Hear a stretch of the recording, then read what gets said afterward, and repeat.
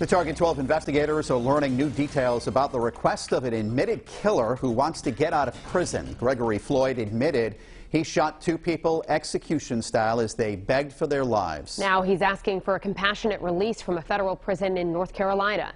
Target 12 investigator Tim White's been looking into the case and is here now with what he's learned. Family members of the victim say they felt broadsided when they learned of the release request and have been in the dark about the process. Now we know a 30-day clock is ticking for the warden to make a decision. 20 years ago this June, Jason Bergeson and Amy Shute were carjacked at random in Providence. 5 men took part in the crime, driving the victims to a Johnston golf course. Gregory Floyd later admitted he gunned them down. The heartless way that he killed them, with them on the ground. They were crying, blindfolded.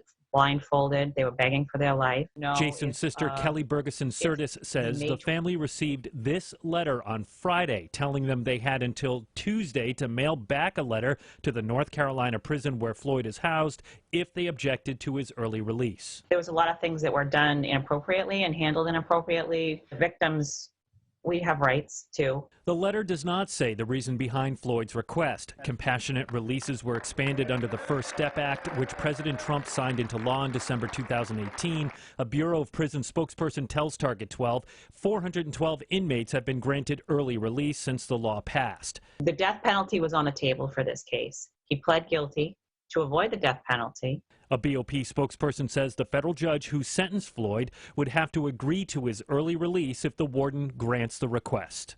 What's your message to the warden? My message to the warden would be, please do not grant compassionate release for this monster. Kelly tells me she and her mother sent letters overnight to the prison, but they're worried they won't get there in time. The question now is, when did that 30-day clock start ticking for the warden to make a decision? A BOP spokesperson did not yet respond to a request about timing. With the Target 12 investigators, Tim White, Eyewitness News.